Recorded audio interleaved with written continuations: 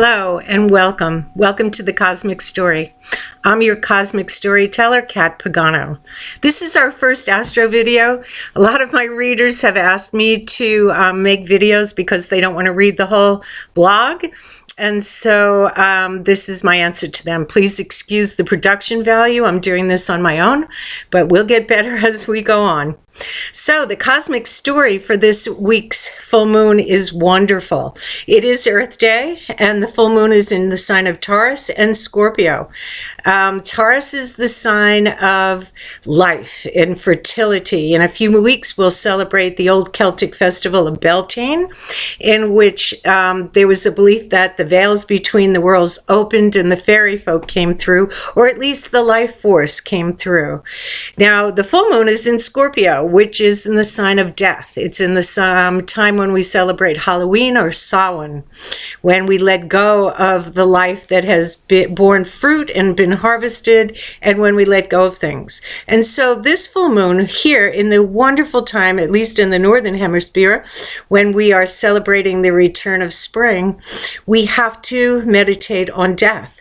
Because if we don't let things die, there's nothing to compost. There's no nutrients. There's no room in our lives for new things. So on this Earth Day, we have to remember that just as there is life, there's also death. That's part of the Mother Earth's laws for us. Now, one of the troubles that we're experiencing is part of the bigger story that we've been going through for the past few years. The planet Pluto, the planet of death and rebirth and evolution, has been trying to bring about an evolution in our society. And so since it's gone into Capricorn, the sign of our society, and government and finance in 2008, we have seen that our financial system really isn't doing very well. It should collapse, but we keep propping it up like the zombies, or vampires. We keep feeding something that really needs to die. A lot of our government structures we're seeing are not doing very well either.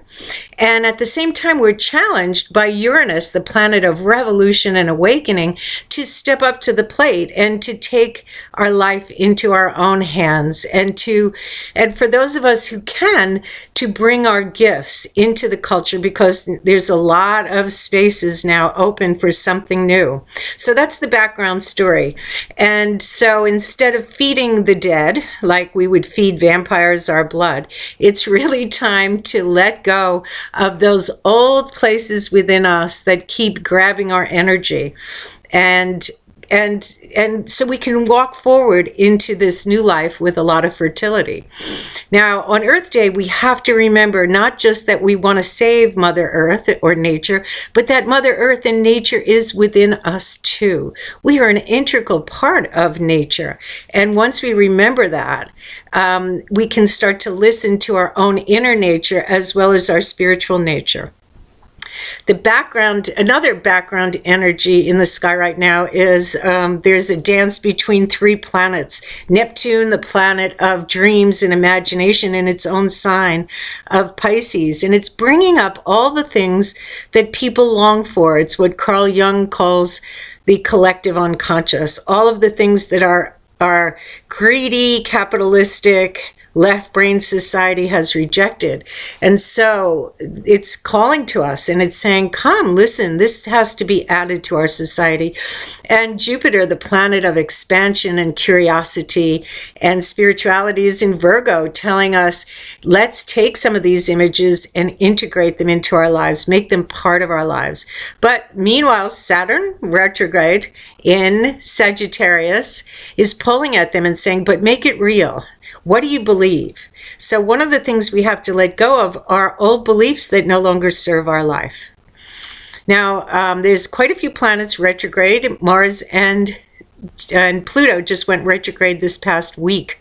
And so this very dynamic energy of change and evolution, and also Mars, the planet of desire, has turned inward. And so it's about, we have to turn turn inside ourselves and try to understand what it is we really want. What do we desire most? That's so important because our desires have been overlaid by patriarchal, capitalistic desires to consume, to be ambitious, to compete, to go to war. And those are perhaps old desires that need to go.